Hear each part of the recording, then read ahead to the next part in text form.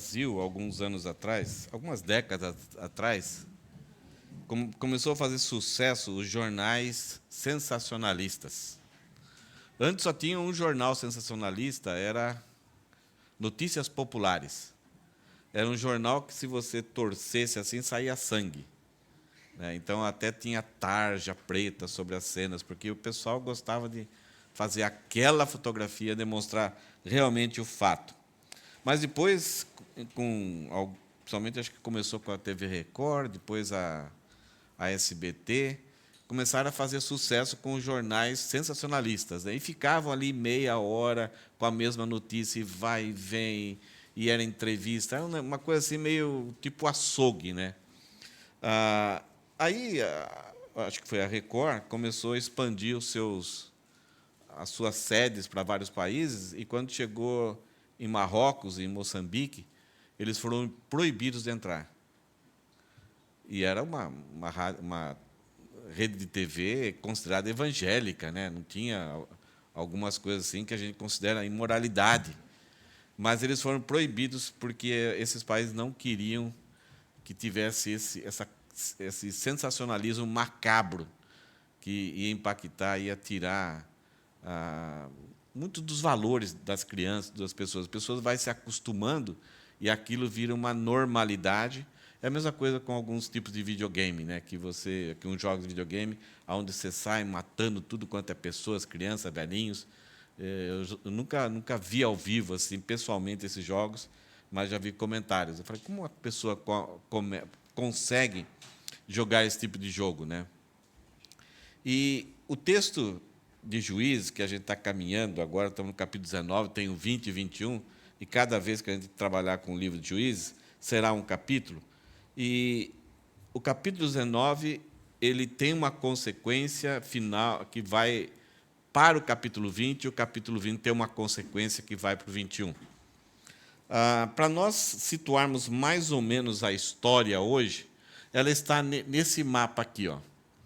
Nós temos mais ou menos o centro de Israel, com Dan. Nós já ouvimos falar muito sobre Dan, que era Sansão, que ele vinha brigar aqui com os filisteus. Então, ele estava sempre vindo para cá, gostava das mulheres dos filisteus. Aí nós tivemos Efraim, que teve um problema lá com Gideão, teve um problema com Jefité.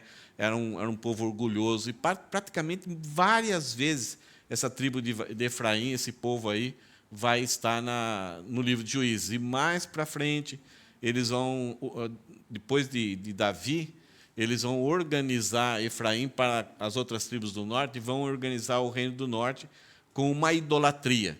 Aí nós temos Benjamim, que é o nome do caçula de Jacó, né, da tribo que um dos filhos netos os filhos de Jacó, né? Então era o caçula que recebeu essa herança aí. Aí nós temos Judá, e Simeão fica dentro da tribo de Judá. O que nós vamos ver, mais ou menos onde está a palavra de Efraim, é onde que ficava, nessa época, o tabernáculo. Deus estabeleceu para a nação de Israel que eles não poderiam adorar em outro lugar a não ser no tabernáculo.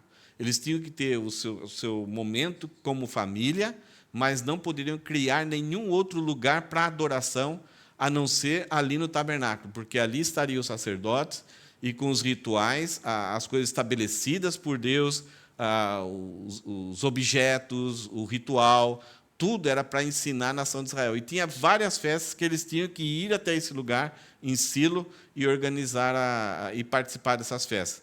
Ao redor, em todas as tribos, haveriam levitas que ensinariam os pais e também as crianças a como adorar o Senhor, transfeririam a palavra do Senhor para manter a fé da nação de Israel.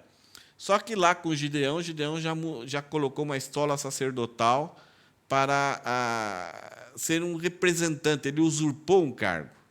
E aí o filho de Gideão também, Abimeleque, também cria um lugar de adoração ali.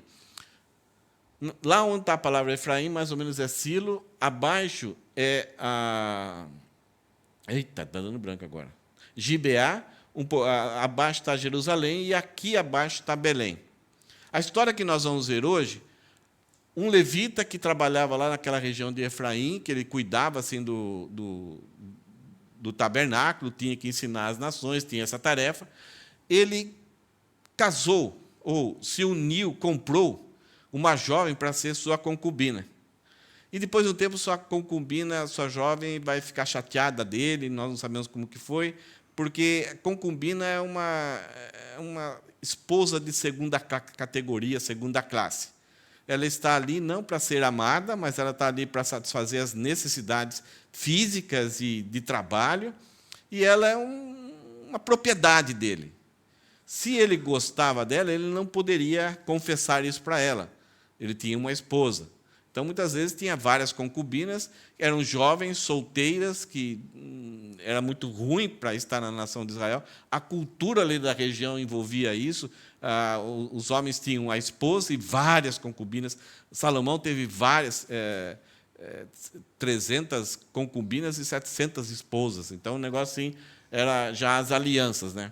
Mas era uma coisa que não deveria ser aceito, mas foi aceito por causa da cultura. Lembre-se que a nação de Israel, aqui na época dos juízes, cada vez mais vai assimilando a cultura, e como era uma coisa normal nos outros povos, eles também começaram a usufruir disso, como sendo uma normalidade, mas a palavra de Deus não aprovava isso.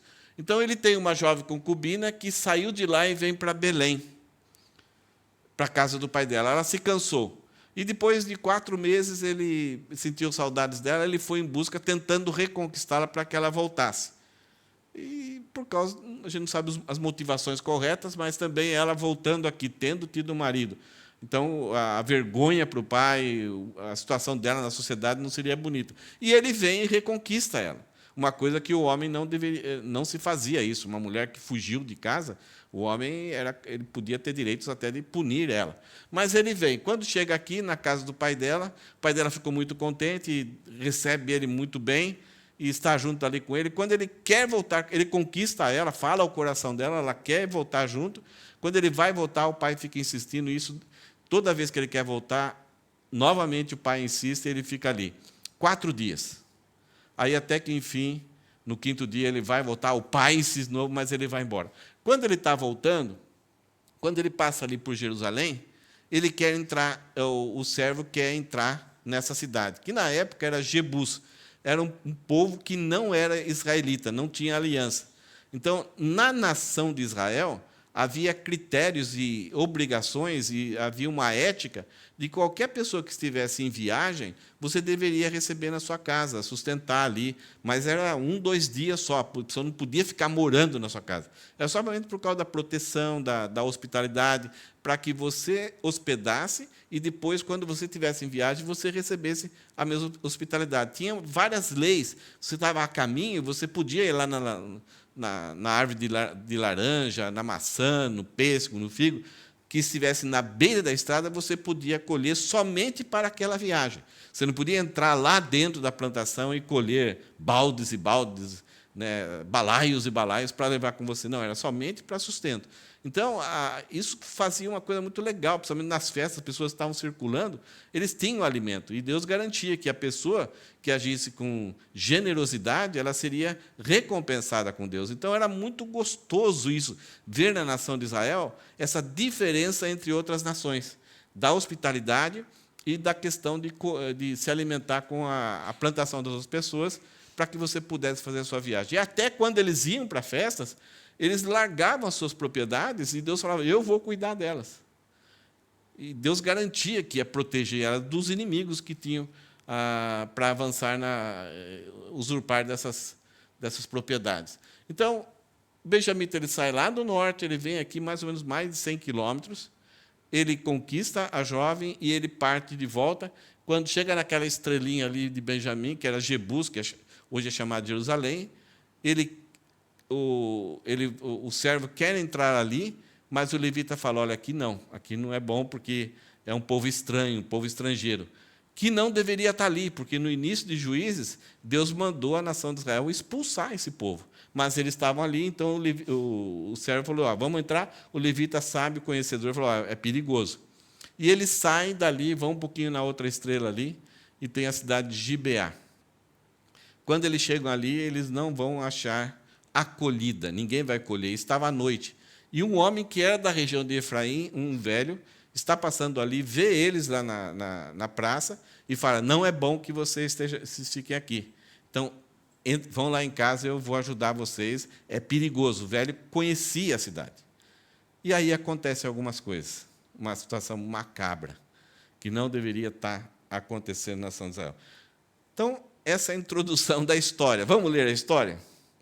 O texto que nós vamos ver, nós estamos acompanhando a situação da nação de Israel nessa época, que vai sempre falar porque não havia rei em Israel e cada um fazia o com seus próprios olhos, dá a ideia que a nação de Israel está cada vez mais, e agora, no fim, vai várias vezes acontecer essa frase, a nação de Israel estava desgovernada. Aqui é um termo que nós usamos tanto para governo, mas também para carro, para qualquer coisa, caminhão carregado, quando perde a governança, quando está desgovernado. E aí, o que você faz? Ou pula fora, né? Ou dá aquelas buzinadas, sai da frente, né? Porque é muito perigoso. Então, Israel está numa situação dessa. Israel está totalmente desgovernado e sem freio. Chegou ao fundo do poço na degeneração espiritual e moral.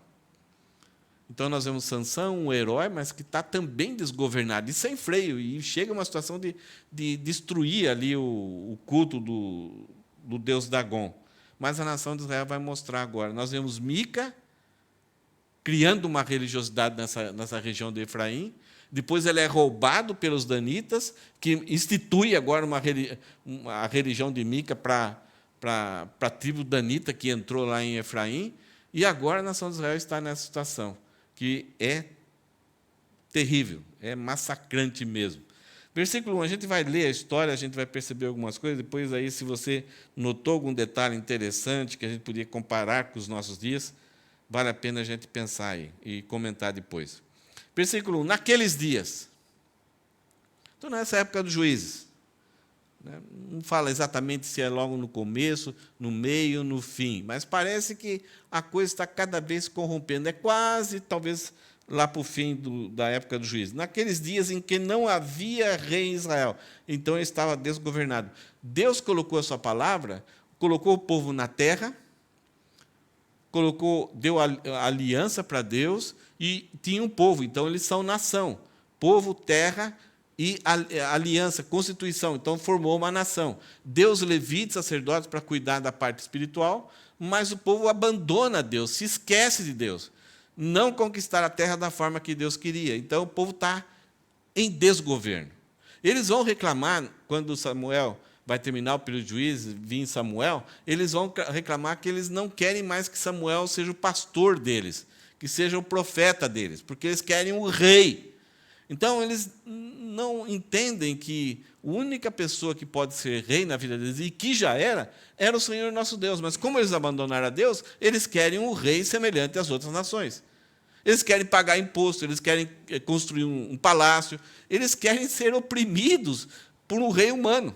Enquanto Deus generoso, bondoso, gracioso e protetor estava ali várias vezes libertando eles daquelas opressões, mas eles abandonaram a Deus, esqueceram de Deus. Nós vemos lá em Gideão, nós vemos em Jefité, o povo reclamando, falando que estava arrependido, mas, ao mesmo tempo que ele estava com os ídolos lá, mas eles clamavam libertação de Deus, como se Deus fosse um amuleto, um ídolo. Afastaram totalmente Deus da vida deles. Então, nesses dias em que não havia rei em Israel, houve um homem levita, que, peregrinando nos lados da região montanhosa de Efraim, tomou para si uma concubina de Belém de Judá.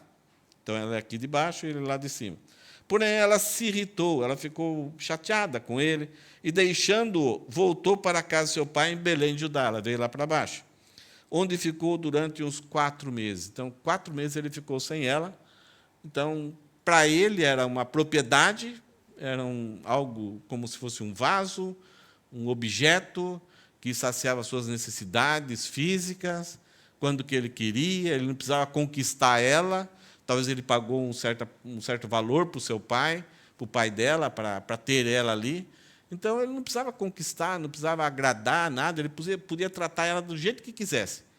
E, nesse tratamento, assim, como esposo de segunda classe, como um objeto, Chegou uma hora, talvez, que ela não aguentou. Você vai aguentando até uma certa altura, mas como uma propriedade, mas chega uma hora que você não aguenta mais. E ela se irritou dele e saiu. Alguns comentaristas falam que talvez ela tenha adulterado, mas parece que o texto não dá essa ideia. Talvez pelo tratamento que ela teve desse levita, ela foi embora. Mas daí, com a falta, ele percebeu que talvez ele tinha sentimentos, ele tinha um certo gosto por ela, ela era diferenciada. E aí, depois de 4 meses, ele falou, não vou dar o braço a torcer, não. Mas depois de 4 meses, ele deu o braço a torcer e foi atrás dela. Seu marido, aqui considera como marido, porque é uma esposa de tipo segunda categoria, né? Levando consigo o seu servo e 2 jumentos, então nós temos aqui 3 jumentos, né? Foi atrás dela para tentar convencê-la a voltar. Ela o fez entrar na casa de seu pai. Então, ele agora tem uma tarefa de convencê-la, de conquistar o coração dela. Agora já é um outro estágio de relacionamento. Então, ela o fez entrar. Então, vem aqui, entra aqui, conhece meu pai. O pai, quando viu o levita, saiu alegre a recebê-lo. Talvez ele estava muito preocupado com a situação. Minha filha, agora abandonada, entre aspas, como se fosse uma repudiada, então agora ela não vai conseguir andar na rua, não vai conseguir, a fama dela vai ser terrível para ela. Então o sogro, o pai da moça, convenceu o levita a ficar com ele durante 3 dias. Comeram, beberam e o casal se alojou ali. Como se fosse uma lua de mel, uma festa de casamento que para os judeus duravam 7 dias, mas aqui estão comemorando essa reconciliação. E o pai aqui, esperto, sábio, fica aqui em casa, você não tem despesa nenhuma, então curte aí a minha filha, curte os dias. Então, o pai solidificando novamente aquele relacionamento, talvez que não começou muito bem, mas agora, já que o jovem veio por causa, sentiu falta dela, então vamos solidificar esse sentimento aí.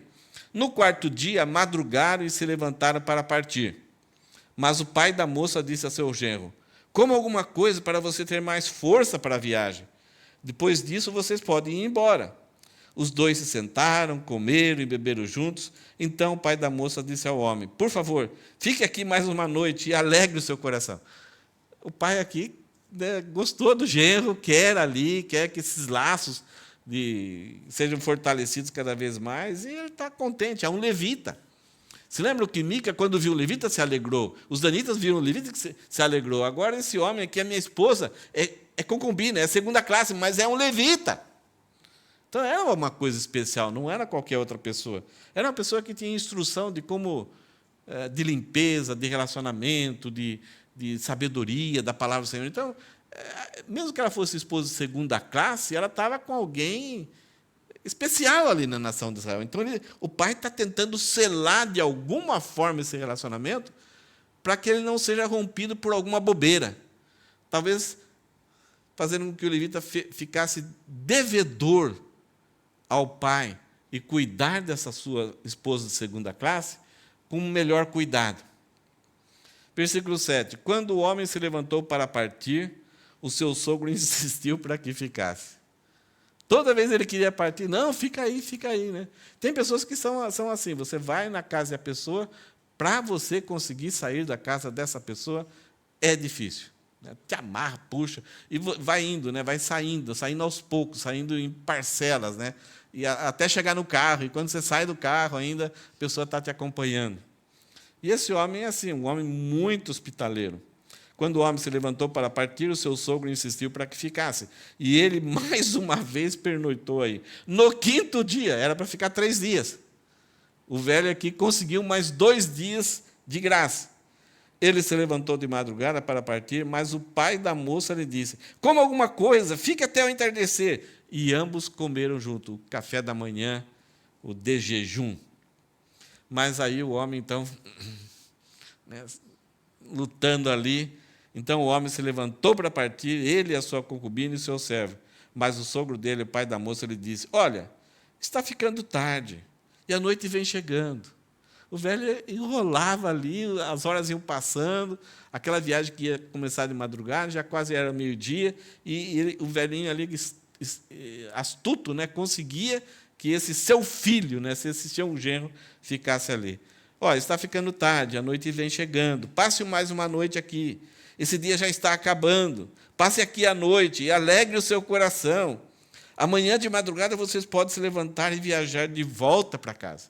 Olha que esse velhinho aqui, né, conseguia, aqui no 5º dia ainda, levantar de madrugada, mas ainda já era tarde e o sogro estava ali. O velhinho era bom de papo. O dia está acabando, talvez à tarde, depois da metade da tarde. Versículo 10. Porém, o homem não quis passar ali mais uma noite. Chega uma hora que cansa, né? Então, o cara, poxa, né? Não estou dormindo na minha cama, né? A comida não é aquela que eu gosto, o tempero não é aquele que eu gosto. E tinha princípios, né? De você pode se hospedar, mas também tem limites, né? E aí o cara queria ir embora, tinha coisas para cuidar. Então, ele, quase no final da tarde, se levantou, partiu e chegou até a altura de Jebus, isto é, Jerusalém.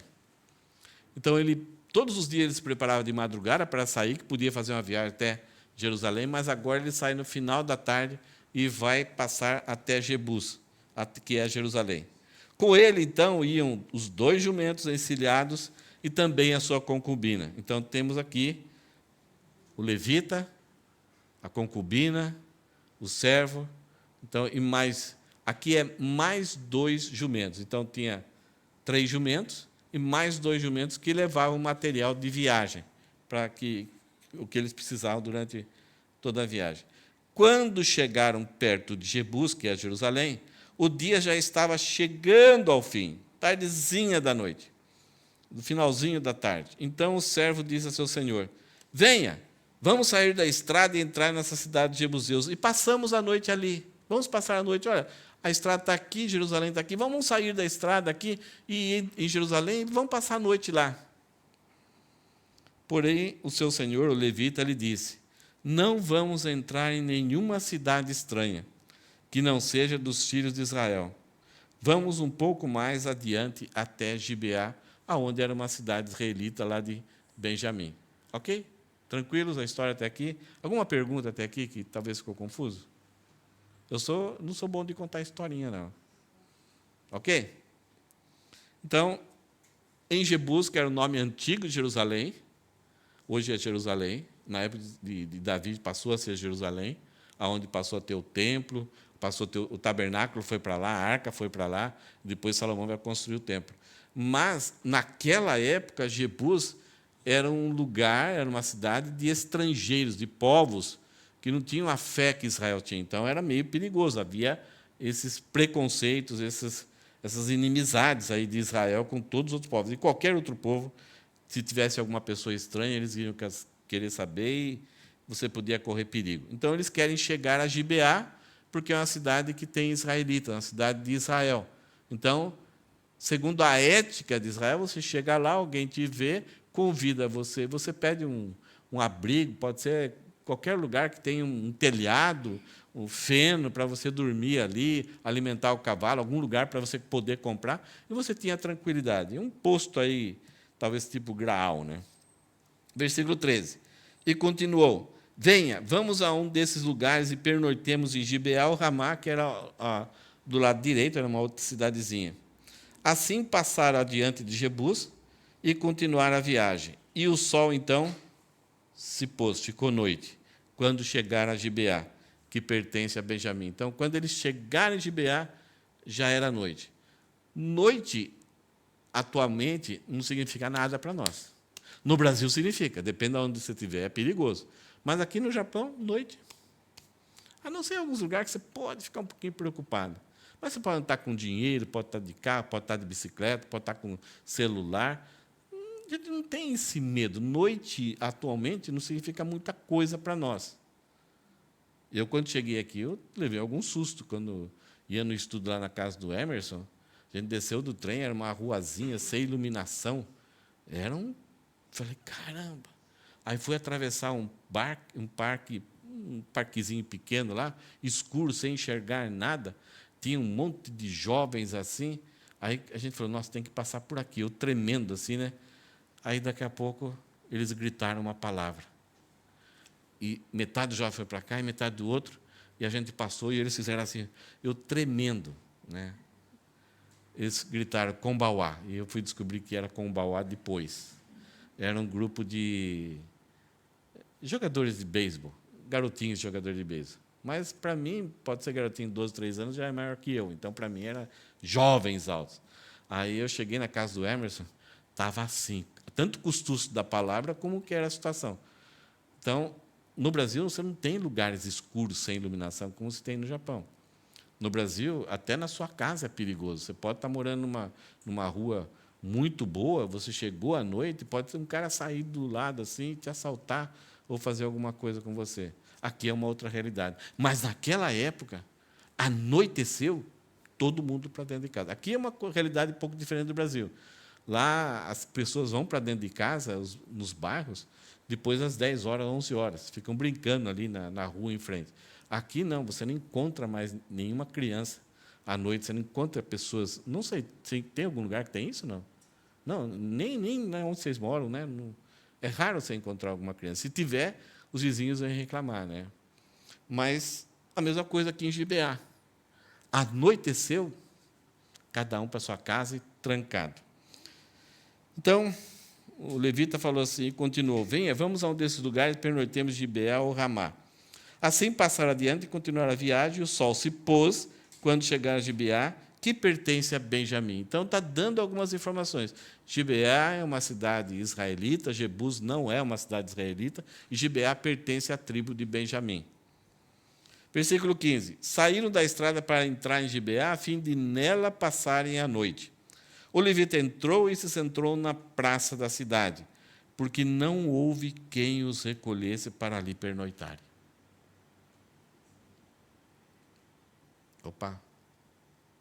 Uma coisa não normal, quando Israel tinha a sua normalidade. Eles entraram, talvez ele pediu em alguns lugares, bateu a porta, viu algumas pessoas, você pode nos ajudar, podemos ficar aí na manjedoura, em algum lugar. Não, você não é bem-vindo aqui. E ele ficou na praça da cidade. Ficando ali, tranquilo, eis que, ao anoitecer, um homem velho estava voltando do seu trabalho no campo. Ele era da região montanhosa de Efraim. Então, esse homem mora ali em Gibeá, mas ele não é originário de Gibeá, ele é originário da mesma região do levita, de Efraim, do norte. Ele era da região montanhosa de Efraim, mas morava em Gibeá. Os outros habitantes do lugar eram benjamitas. Ok. Quando o velho está vindo lá, cansadinho do campo, tal. Quando ele ergue os olhos e viu o viajante na praça da cidade, perguntou, parece aquelas perguntas do Globo Repórter, né? Para onde você está indo?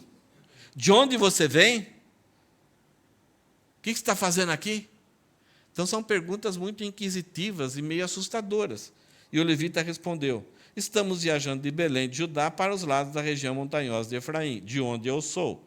Fui a Belém de Judá e agora estou de viagem para a casa do Senhor, o tabernáculo, que era em Siló, um pouquinho acima ali de Efraim. Ninguém me recebeu em sua casa. Então, ele deu o relatório certinho, uma coisa que não era normal, principalmente que era levita. Por ser levita, talvez por ter alguma coisa especial no seu traje, as pessoas deveriam reconhecer e aí dar um abrigo. Muitos de nós já fizemos isso, recebemos pessoas só porque são irmãos de uma outra igreja, assim, que estão em viagem, a gente recebe, parece que a gente conhece há muito tempo. Isso é uma coisa normal. Mas ninguém quis receber. E o levita fala, olha, ninguém quis receber em casa. Então, a situação já está numa anormalidade por causa do desgoverno da nação de Israel. Embora, olha o que o levita fala, embora tenhamos palha e pasto para os nossos jumentos, e também pão e vinho para mim, e para esta sua serva, e para o moço que vem com esses seus servos, a ideia é, nós não vamos precisar de nada, só vamos precisar de um lugar que não tenha sereno, que a gente possa fazer a nossa caminha, deitar em algum lugarzinho. Nós não estamos pedindo muita coisa, eles não estavam pedindo esmola, não estavam pedindo nada. Ele era uma pessoa bem prevenida, aqueles 2 jumentos que estavam com ele, levavam toda a coberta, o alimento, tanto para os animais como para eles. Mesmo assim, ninguém quis receber eles. Ele fala, não nos falta nada, não precisamos de nada. Então o velho disse: que a paz esteja com você, uma saudação dos israelitas. Tudo que lhe vier a faltar, fique a meu encargo, só não passem a noite na praça. Por quê?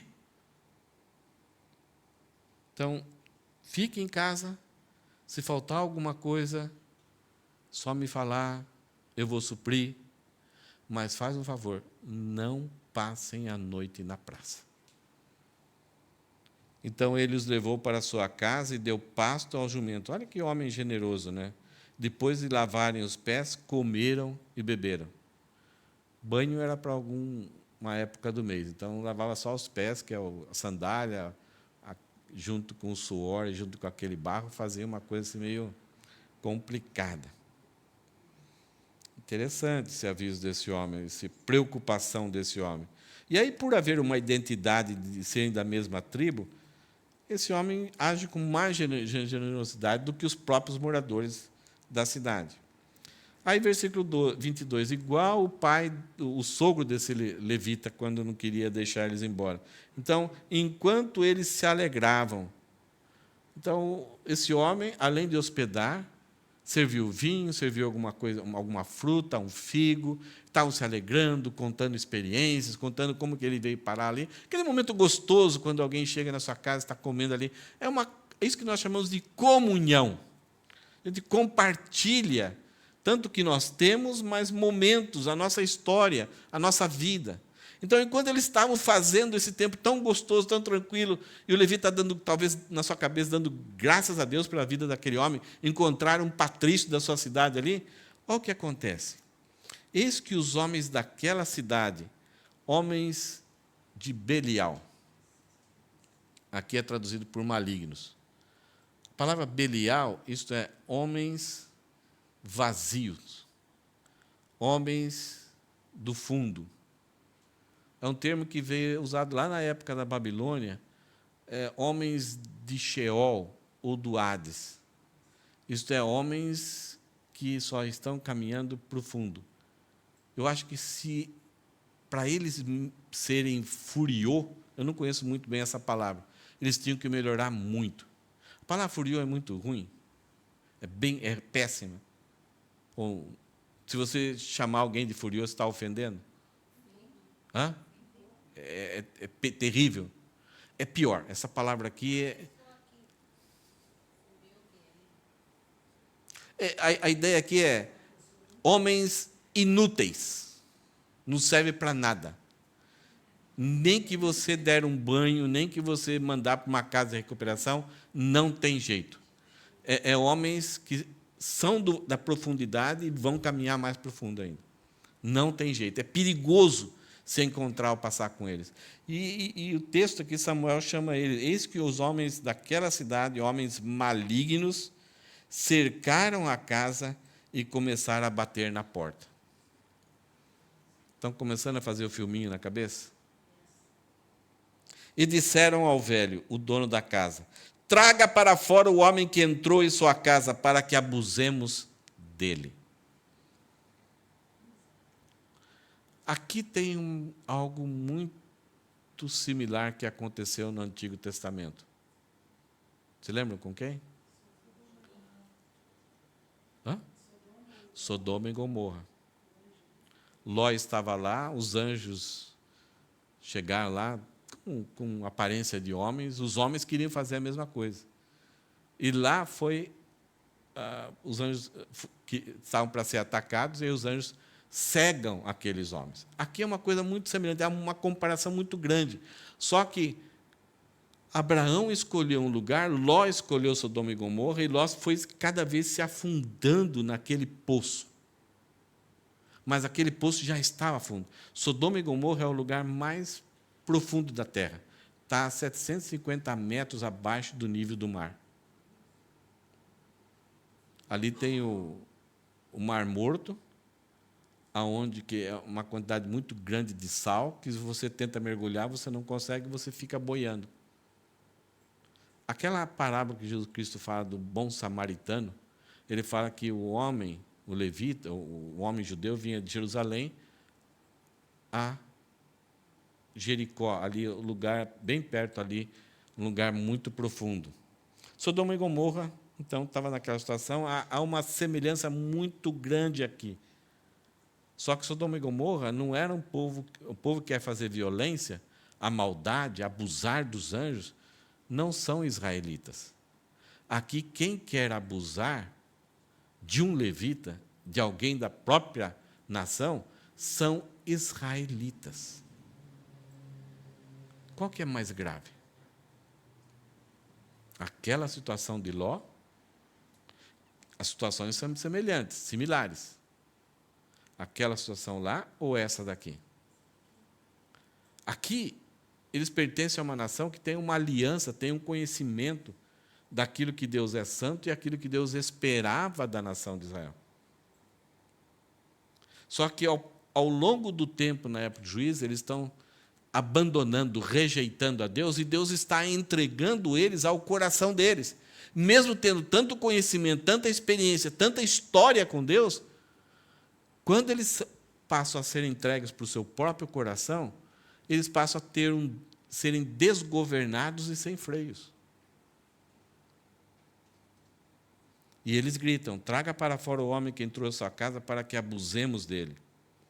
O dono da casa, o velho que vinha lá do campo, saiu para falar com eles. Olha, tentar negociar alguma coisa com eles. Não, meus irmãos, não façam essa maldade. Já que o homem está em minha casa, não façam uma loucura dessas. Havia princípios de hospitalidade, porque se uma pessoa estivesse hospedada na sua casa, você se tornava responsável por essa pessoa. Se acontecesse alguma coisa de errada, você era o responsável. Então, esse velho alerta eles: não façam essa maldade, isso é absurdo. Vejam, agora isso aqui tem uma normalidade, dá uma olhada a isso. Vejam, aqui está a minha filha virgem e a concubina dele. Vou pôr as duas para fora e vocês poderão abusar delas e fazer o que bem quiserem.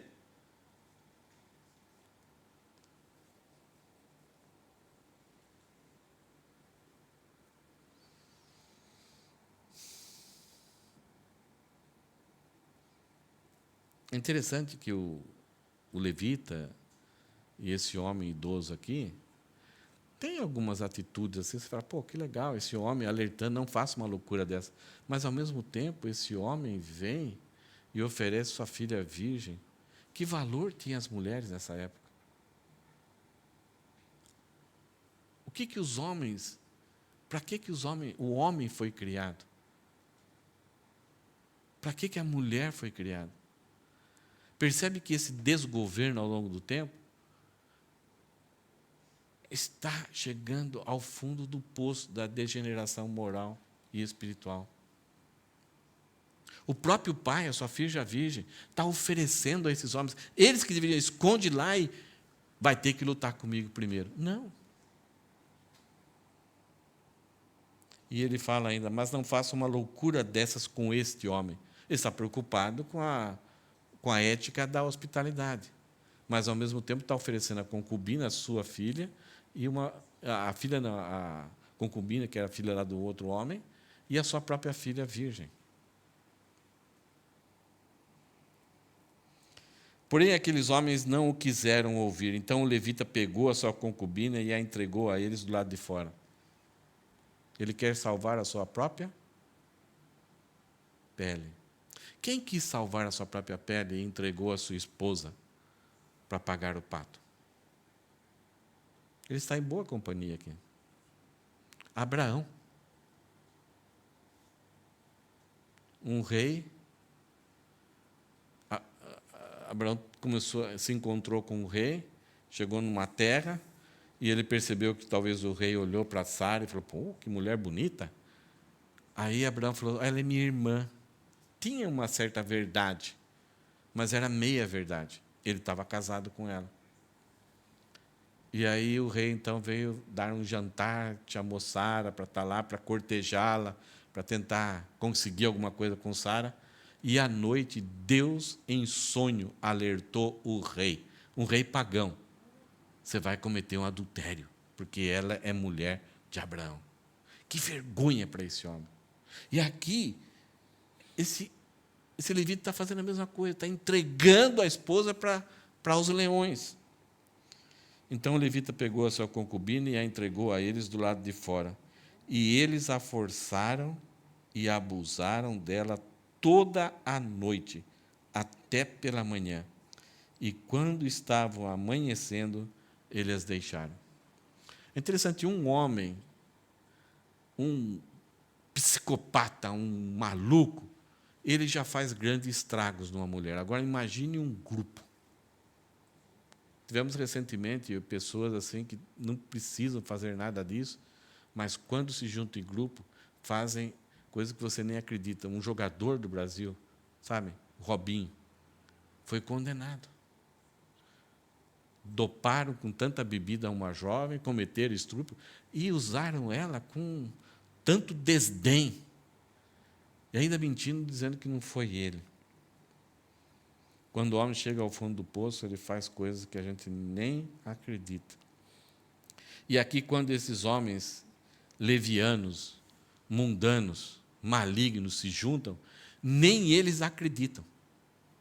E talvez alguns que estão ali de bocó, né, que estão ali só por causa da galerinha, que talvez nunca fariam isso, mas por estar em grupo são obrigados a fazer. É muito ruim, principalmente quando adolescentes se juntam aos coleguinhas. E aí os coleguinhas forçam eles a fazer, e muitas vezes forçam eles a fazer o principal, o mais terrível. Aí eu tenho talvez uma foto de como foi essa noite de terror, essa noite macabra para essa jovem. Nós, algumas vezes, temos filmes, e os filmes muitas vezes tentam segurar as pontas para não representar tanta maldade para o ser humano, o terror, o medo, o pavor. Versículo 26. Ao amanhecer, a mulher veio e caiu à porta da casa do homem, onde o seu senhor estava hospedado. E ela ficou ali até o clarear do dia.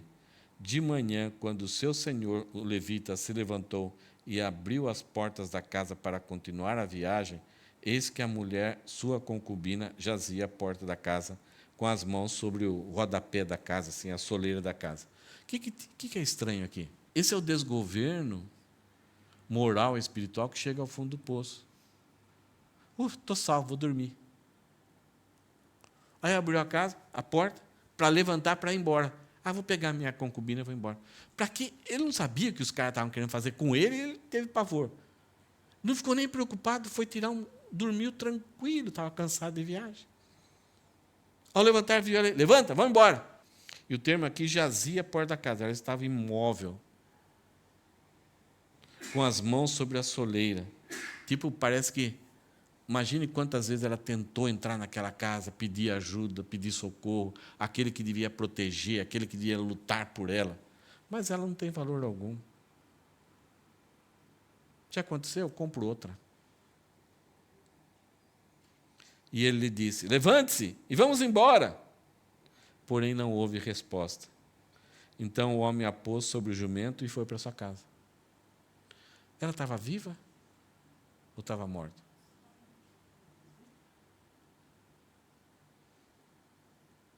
Eu espero que ela já esteja morta. Porque ela jazia da ideia de alguma coisa que a gente usa para pessoas que morrem, né? Aqui jaz, né?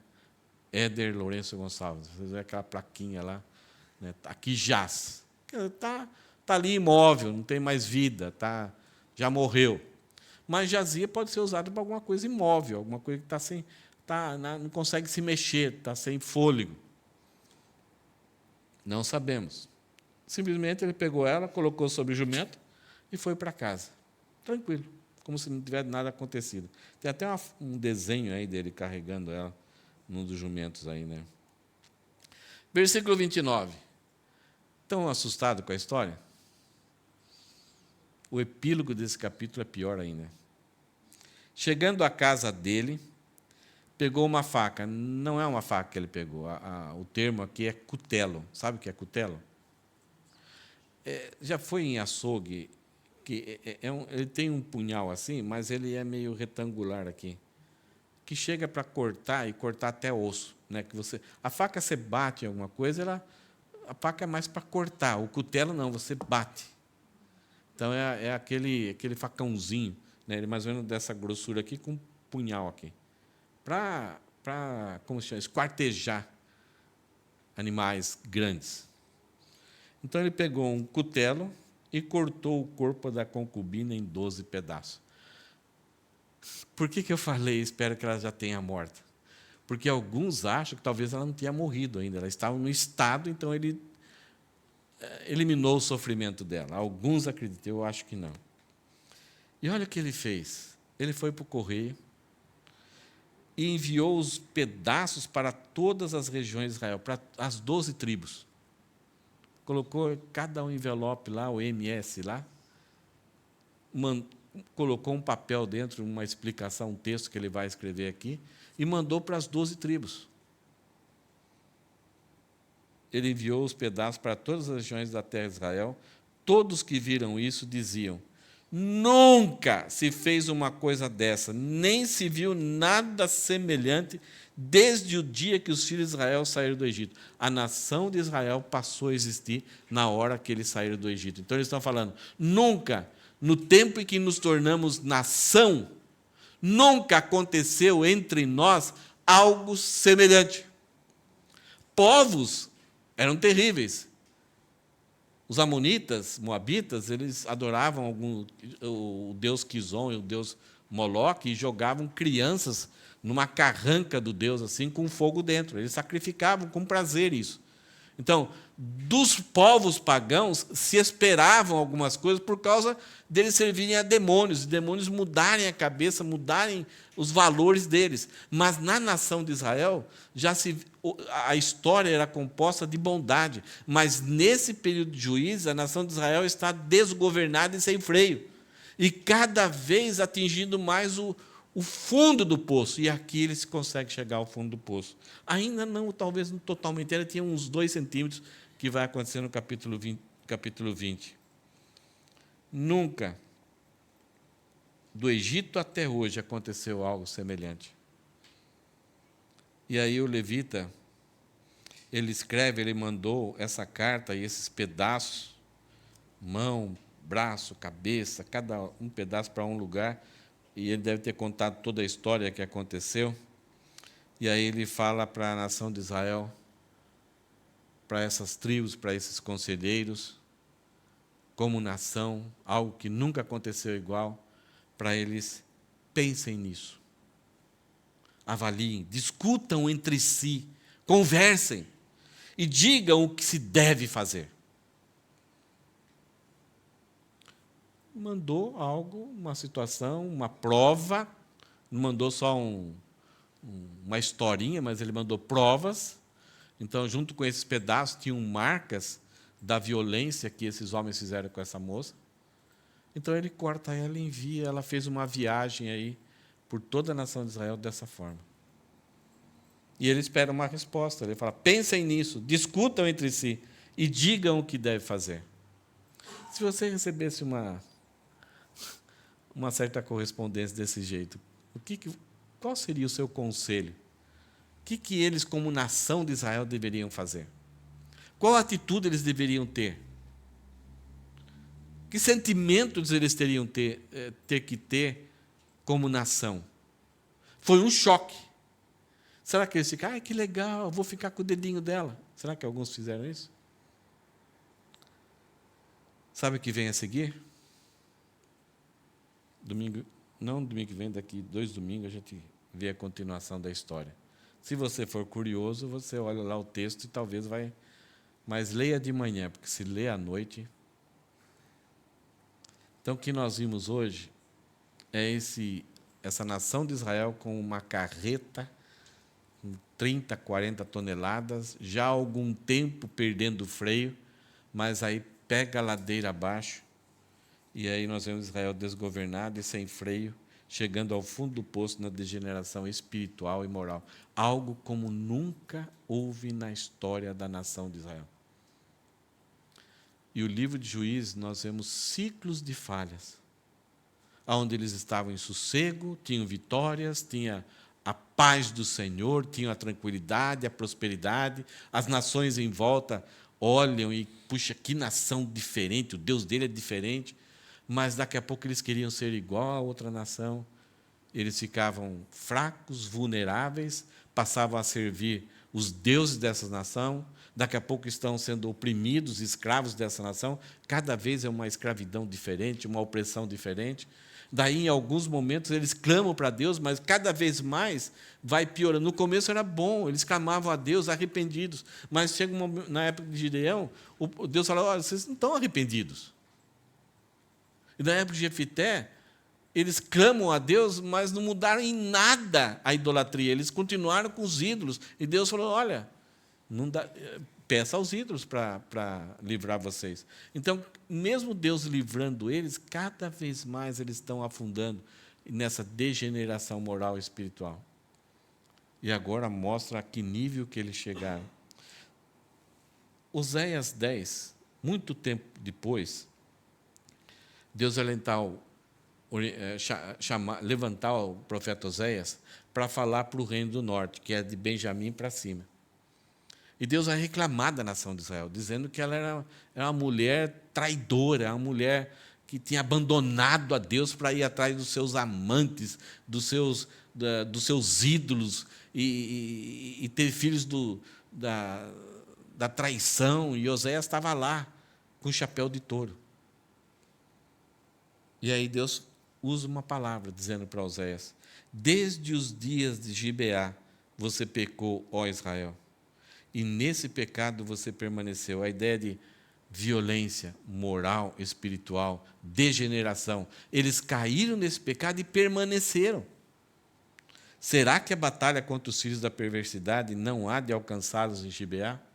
Vai acontecer, no capítulo 20, uma batalha, que é a disciplina de Deus. É uma disciplina até exagerada, mas porque eles chegaram no fundo do poço. Então, esse momento aqui, que aconteceu na nação de Israel, marcou a nação de Israel para todo sempre. Então, até hoje, a nação de Israel tem essa lembrança. Então, eles quase não têm muita coragem. Por exemplo, Israel ontem foi invadida novamente. Irã atacou mísseis. E quando os israelitas que vivem a vida normal, nós somos o povo de Deus, cadê o nosso Deus? Os rabinos, os doutores da lei, eles levantam a voz e dizem, quando o povo fala assim, nós não merecemos, por que nosso Deus não está protegendo? Nós não merecemos isso. E esses rabinos falam, olha para a história de Gibeá, olha quem nós somos não somos diferentes, nós somos violentos. Então, quando fala muito lá daquele ataque do Hamas, matando crianças, esses rabinos falam, nós fizemos o mesmo, nós somos da mesma espécie. Nós não temos mérito. Quando nós tivemos algum momento bom na nossa história, não foi porque nós merecemos, porque nós somos da mesma espécie, foi por causa da graça e misericórdia de Deus, nos impedindo de fazer o mal. A espécie é a mesma. Então, esse momento aqui de Gibeá é o momento daquele ponto negro na nação de Israel. E a coisa piora. O que eles vão fazer depois, parecendo como uma purificação, uma revanche, algo que vinha até de Deus. E Deus vai estar... Nós não vimos Deus aqui nesse capítulo. No próximo capítulo nós vamos ver Deus. E aí vamos ficar assustados com alguma coisa. Mas eles já estão entregues ao próprio caminho, já estão desgovernados e sem freio. Só para a gente considerar algumas coisas, para você pensar. Talvez você poderia até compartilhar alguma coisa que você viu hoje. O levita, nessa história, ele deveria ser exemplo de santidade. Os descendentes de Arão, da tribo de Levi, que Arão era da tribo de Levi, eles deveriam não ter fazenda, ser sustentado pelo povo, e eles deveriam ser um exemplo para o povo de santidade, de comunhão com Deus, de seriedade com Deus. Aqui tem nós vimos lá um levita com Mica, andando, Está lá, aceita ali trabalhar para Mica, inventando uma outra religiosidade. Depois os danitas sugerem um ganho maior, ele vai lá e aceita. Aqui também tem um levita, que tem uma concubina. Não, cara, mas todo mundo faz, mas ele não poderia. Ele seria o exemplo de que não poderia ser. Mas ele tem uma concubina. A moça vai embora como se fosse um livramento para ele, mas ele vai atrás. E ele não quer entrar em Jebus, porque são povos inimigos, mas ele vai entrar em Gibeá, que é da própria nação, mas talvez se ele tivesse entrado em Jebus, não teria acontecido nada. Olha a coisa terrível aqui. Quando alguém desconfia, tem cuidados com alguém que não conhece a Deus, mas vai buscar ajuda ou abrigo, um lugar que pessoas são famosas por conhecerem a Deus, mas ali acaba com sua vida. Ali acaba tendo destruição. Não sei o que passa na sua cabeça, mas isso é assustador. Uma coisa que nós vemos nesse capítulo é a questão do anonimato. Qual é o nome do levita? Qual é o nome da concubina? Qual é o nome da filha do pai da concubina? Qual é o nome do pai da concubina? Qual é o nome do servo? Qual é o nome do velho ali que veio ajudar eles lá em Gibeá? Quais os nomes dos homens? É interessante. Parece que Samuel, o autor, ele faz de forma proposital. Ele não coloca nomes. Lá do levita de Mica, que depois foi trabalhar para os danitas, qual que era o nome dele? Jonatas, que era da descendência de Moisés. Então, ter nome traz a identidade. E a Bíblia faz muita questão isso. Tal pessoa, filho de tal pessoa, isso tem uma história, tem uma identidade, tem a pessoalidade, tem personalidade. Aqui, quando a nação de Israel se afundou, está sem freio, tudo não tem mais identidade, significado, nada. É um levita, um homem qualquer, um senhor que tinha uma filha, que era concubina, um velho, ele era de Efraim. Perdeu sua identidade. Então, a degeneração moral e espiritual, ela destrói a identidade. A pessoa vira um suspeito, é mais um na estatística. Que tragédia, né? Aí eu falei a respeito disso, dos filhos de Belial, filhos do maligno. Eles são filhos da inutilidade, do lugar sem volta. Esse é o termo que foi usado ali desde da Babilônia, que é o lugar de Sheol e o Hades. É pessoas que estão num caminho que não tem volta. Não tem jeito mais. Eu falei também, os pecados israelitas de Gibeá são semelhantes aos pecados de Sodoma e Gomorra. E o grande perigo que eu vejo nesse texto que pode ensinar para nós é conhecer sem corresponder. O que é isso? A nação de Israel foi chamada para ser uma nação santa, sacerdócio real, povo de propriedade exclusiva de Deus, para proclamar as virtudes. A igreja, o apóstolo Pedro escreveu, dizendo que, aplicando esses versículos também para nós como igreja. Então, quando Deus nos salvou, quando Deus nos juntou, quando Deus nos ligou, tanto a nação de Israel como a igreja, Ele não nos ligou só para ficar lá do céu, que legalzinho, mas Ele ligou para um propósito. E para termos esse propósito, Ele deixou as Escrituras, tanto para a nação de Israel como para nós como igreja, para nós conhecermos quem Ele é, a obra dEle que Ele fez em Cristo, quem nós somos antes de conhecer a Cristo, e agora o que nós somos depois de conhecer a Cristo, e o que seremos.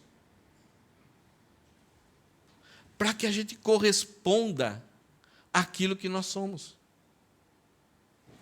O levita não fez isso? Não vou entrar em Jebus. Eu vou entrar em Gibeá. Porque em Gibeá é o mesmo povo nosso.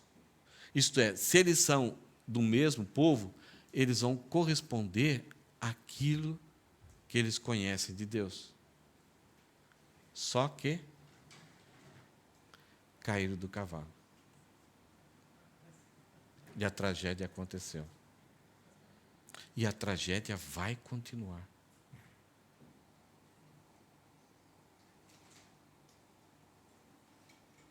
Como é bom quando a gente corresponde, no mínimo, àquilo que Deus espera de nós e aquilo que as pessoas imaginam que podem esperar de nós.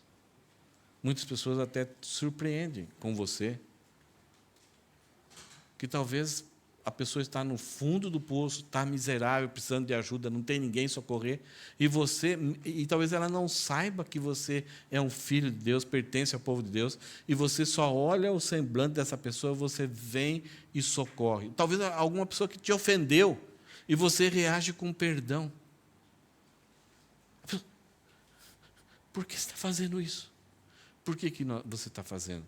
Porque você está correspondendo ao conhecimento que você tem de Deus, aquilo que você é. Está agindo de acordo.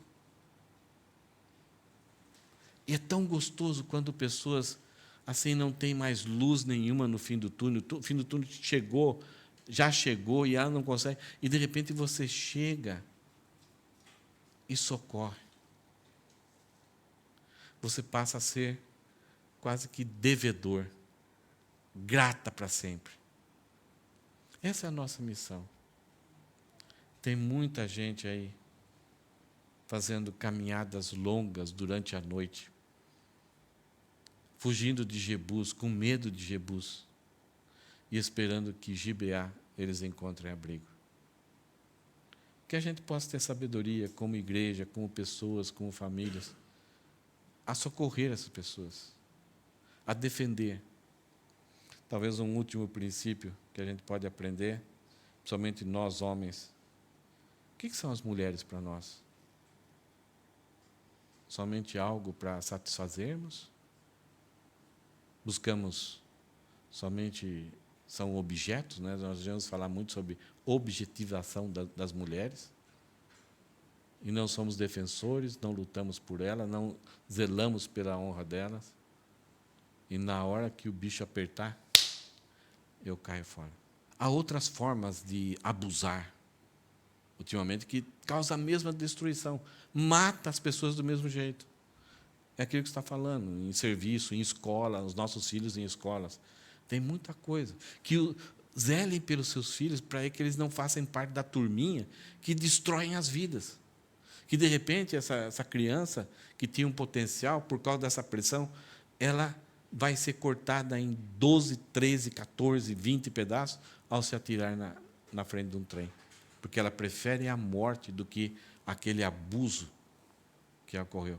Zelem pelos seus filhos, perguntem sempre, você está se juntando com algum grupinho? Como que eles tratam as suas amigas? E orienta eles a serem defensores disso. E dedurarem os amigos, entregarem os amigos, para que isso não aconteça. Hoje, com as mídias sociais, as pessoas atrás de um computador, elas não estão usando mais um cutelo, elas estão usando os dedos. E se divertem, têm prazer nisso, se juntam em grupos para detonar, para cancelar, para matar as pessoas. Isso acontece até com grupos que querem matar empresas, professores, qualquer empresário, qualquer profissional. Que a gente tenha esse cuidado, né? Essa questão de assimilação, a gente chama de sincretismo, amalgação ou assimilação. É quando, por osmose é quando você corta o eucalipto, né, em torinhas, para fazer cerca de fazenda, você coloca essas toras dentro de um tanque e coloca um produto chamado osmose. Esse produto vai ficar um certo tempo, essa madeira vai ficar um certo tempo, e esse produto vai entrar dentro da madeira. E depois essa madeira é fincada na terra, ela não apodrece mais, e vira como se fosse um ferro. Você não consegue nem cortar mais ela fica dura. É algo que penetrou e deu dureza para aquela madeira. Viver nas nossas culturas, toda época, em toda instância, você vive na cultura, em determinado momento você fala, nossa, isso aí é estranho, isso aí é estranho, isso aí, nossa, que coisa feia. Isso aí é estranho. É legal. A gente vai assimilando, como se fosse por osmose. Algo que talvez numa época é muito estranho, daqui a pouco seja uma coisa bonita. Né? Tem algumas imoralidades que há 10, 20 anos atrás era algo... Hoje, que legal, que bonito. Seja feliz. E a gente acha gracinha. E é o que aconteceu com a tribo de Benjamim. Eles se tornaram igual o povo de Sodoma e Gomorra. E olha, não é só o caminhão deles que está desgovernado e sem freio. O nosso também está. Se Jesus vai dando a corda para a gente se segurando. Se a gente, não quero, eu tenho controle. Se não é a graça e a misericórdia de Deus, o leão que está dentro de nós, para devorar, para matar, tem muita saúde. Só que o final é o fundo do poço. E a coisa mais triste é que a gente leva um monte de gente conosco mesmo. Amém? Pensa nisso.